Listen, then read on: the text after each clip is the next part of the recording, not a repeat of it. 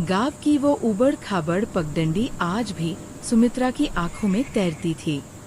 वह दोपहर की चिलचिलाती धूप, जब आसमान से आग बरसती थी और जमीन पैरों के तलवे जला देती थी। सुमित्रा के पति शिवराम एक ईमानदार स्कूल मास्टर थे। जब राघव केवल 5 वर्ष का था, तब एक महामारी ने गांव को घेरा और शिवराम अपनी पत्नी और मासूम बच्चे को छोड़कर विदा हो गए। सुमित्रा के सामने पहाड़ जैसा जीवन था। ससुर पहले ही गुजर चुके थे और मायके के नाम पर केवल एक बूढ़ा बाप था, जो खुद दूसरों के रहमो करम पर था। गांव के रसूखदारों ने उसे सलाह दी, सुमित्रा, अभी उम्र ही क्या है, किसी सहारे को ढूंढ ले। लेकिन सुमित्रा ने अपने कलेजे के टुकड़े राघव को देखा, जिसकी आंखों में एक अजीब सा भोलापन था। उसने फैसला किया कि वह किसी और के घर की दहलीज नहीं लांघेगी। उसने अपनी चूड़ियां उतार दी, लेकिन अपनी हिम्मत नहीं। सुबह 4 बजे, जब पूरा गांव गहरी नींद में होता, सुमित्रा कुएं से पानी भरकर ऊंची ढलान चढ़ती थी। उसने गांव के रईस ठाकुरों के खेतों में मजदूरी शुरू की। उसके हाथों में छाले पड़ जाते, कभी कभी हंसिया चलते चलते उसकी उंगलियों को चीर देता, लेकिन वह पट्टी बांधकर फिर काम पर लग जाती। राघव को याद था, एक बार उसे तेज बुखार था। बाहर मूसलाधार बारिश हो रही थी। घर में न दवा थी, न एक दाना अनाज। सुमित्रा ने उसे अपनी फटी हुई साड़ी में लपेटा और आधी रात को 3 कोस पैदल चलकर डॉक्टर के पास ले गई। रास्ते में नाला उफान पर था। सुमित्रा के गले तक पानी आ गया था। उसने राघव को अपने सिर पर उठा लिया और मन ही मन भगवान से कहा, हे मालिक, मेरी जान ले ले, पर मेरे बच्चे को कुछ न होने देना। उस रात सुमित्रा की ममता ने मौत को हरा दिया था।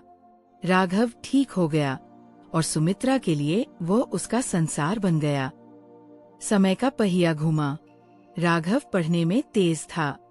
सुमित्रा ने अपनी भूख बेचकर राघव की किताबें खरीदी। जब राघव ने इंजीनियरिंग कॉलेज में दाखिला लिया, तो गांव भर में चर्चा थी।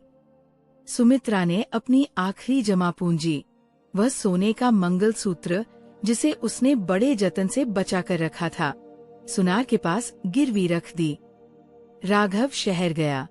शुरू में वो हर हफ्ते खत लिखता, माँ, तुम्हारी याद आती है। सुमित्रा उन खतों को छाती से लगाकर सोती। फिर खत महीने में 1 होने लगे।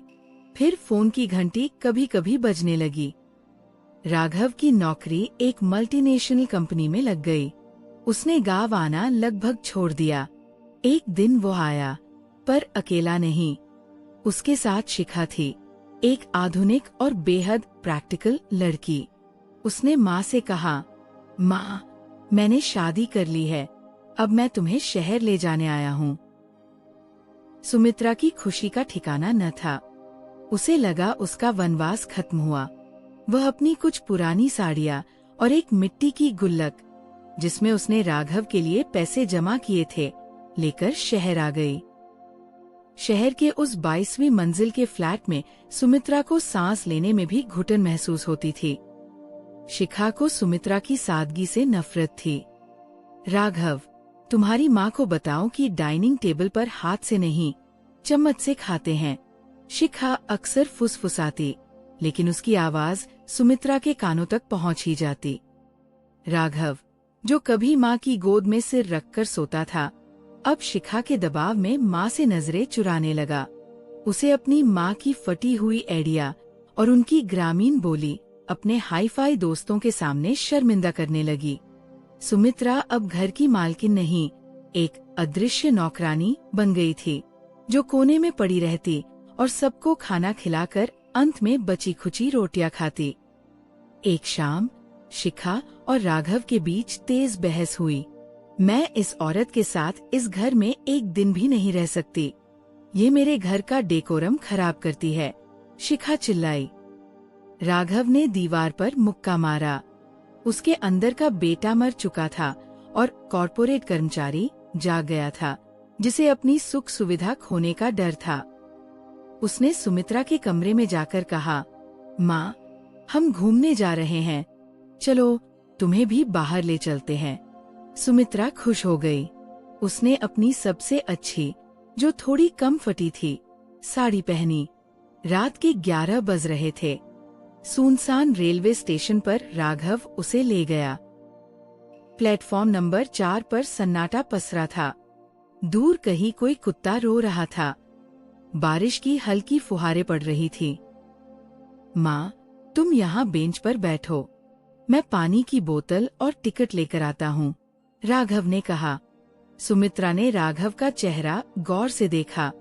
उसे उसकी आंखों में एक अजीब सा डर और भागने की जल्दी दिखी। उसने राघव का हाथ थामा और बहुत कोमलता से कहा, बेटा, अपना ख्याल रखना। अगर मैं न मिलूं, तो परेशान मत होना। राघव का गला रूंध गया, लेकिन उसने अपना हाथ छुड़ा लिया। वह मुड़ा और भीड़ में ओझल हो गया। सुमित्रा वहीं बैठी रही। 1 घंटा बीता, 2 घंटे बीते। प्लेटफॉर्म खाली हो गया। आखिरी ट्रेन भी सीटी बजाकर निकल गई। सुमित्रा ने देखा कि स्टेशन के बाहर राघव की कार की लाइट जली और वो तेजी से सड़क पर दौड़ गई। वो समझ गई, बेटा उसे कूड़ा समझकर फेंक गया था। उसने अपनी आंखों से एक भी आंसू नहीं गिरने दिया। उसने आसमान की ओर देखा और कहा, हे मालिक, उसे खुश रखना। उसे कभी ये एहसास मत होने देना कि उसने क्या खोया है। अगली सुबह स्टेशन पर ईश्वर नाम का एक आदमी, जो वही पास में एक चाय की टपरी चलाता था, सुमित्रा के पास आया। माई, रात भर से यहीं हो, घर नहीं जाना? सुमित्रा ने शून्य में ताकते हुए कहा, बेटा, घर तो आज पीछे छूट गया। ईश्वर को दया आ गई। उसने सुमित्रा को अपनी टपरी पर बिठाया और गर्म चाय दी। सुमित्रा ने कई दिनों तक उस स्टेशन के पास एक अनाथालय में शरण ली। वहाँ वह बच्चों को कहानियां सुनाती और उनके फटे कपड़े सीती। धीरे धीरे ईश्वर और अनाथालय के संचालक को पता चला कि सुमित्रा कोई मामूली महिला नहीं थी। सुमित्रा के पिता, जो एक बेहद अमीर जमींदार थे, उन्होंने अपनी वसीयत में सुमित्रा के नाम शहर के मुख्य इलाके में 20 एकड़ जमीन और करोड़ों के फिक्स डिपॉजिट छोड़ रखे थे। सुमित्रा ने ये सब कभी राघव को नहीं बताया। वह चाहती थी कि राघव अपनी मेहनत से पैसा कमाए, न कि विरासत के लालच में आलसी बन जाए। वो खुद उन पैसों का इस्तेमाल चुपचाप गरीबों के इलाज और बच्चों की शिक्षा के लिए ट्रस्ट के जरिए करती थी। वह करोड़ों की मालकिन थी, जो आज एक फटी हुई पोटली के साथ स्टेशन पर लावारिस पड़ी थी। 5 साल बीत गए। राघव की दुनिया उजड़ चुकी थी। शिखा ने उसे छोड़ दिया और उसके आधे पैसे तलाक के मुआवजे में ले उड़ी। बिजनेस में भारी घाटा हुआ। वो उसी फ्लैट में अकेला रह गया, जहाँ कभी उसकी माँ की हंसी गूंजती थी। एक दिन उसके दरवाजे पर एक वकील आया। मिस्टर राघव, आपकी माँ श्रीमती सुमित्रा देवी का कल निधन हो गया। राघव के हाथ से चाय का कप गिर गया। कहा? वो कहाँ थी? वकील ने एक भारी फाइल टेबल पर रखी। वह पिछले 5 साल से ममता आश्रम चला रही थी। वह शहर की सबसे बड़ी दानवीर थी। उनके पास 5 करोड़ से अधिक की संपत्ति थी। राघव की आंखों के सामने अंधेरा छा गया। माँ की आखिरी चिट्ठी। वकील ने एक लिफाफा दिया, जिसमें सुमित्रा की कांपती लिखावट थी। मेरे प्यारे राघव, जिस रात तू मुझे स्टेशन पर छोड़कर गया, मैंने तुझे उसी पल माफ कर दिया था। माँ कभी बेटे से नाराज नहीं हो सकती। मुझे पता था कि एक दिन तुझे मेरी जरूरत पड़ेगी, इसलिए मैंने ये सारी संपत्ति बचा कर रखी थी। आज से ये सब तेरा है, लेकिन बेटा, इन पैसों से तू दुनिया की हर चीज खरीद लेना, पर अपनी आत्मा को फिर से मत खोना। हो सके तो उस स्टेशन की बेंच पर एक बार जाकर बैठना, शायद तुझे मेरी खामोशी सुनाई दे। राघव पागलों की तरह उस स्टेशन की ओर भागा। वह रात भी वैसी ही थी, बारिश हो रही थी। वह प्लेटफॉर्म नंबर 4 की उसी बेंच पर बैठ गया। उसे याद आया कि कैसे उसकी माँ ने उसे ठंड से बचने के लिए अपना फटा पल्लू ओढ़ा दिया था। उसने जमीन पर सिर पटककर रोना शुरू किया। माँ, मुझे ये पैसे नहीं चाहिए, मुझे तू चाहिए, वापस आ जा माँ।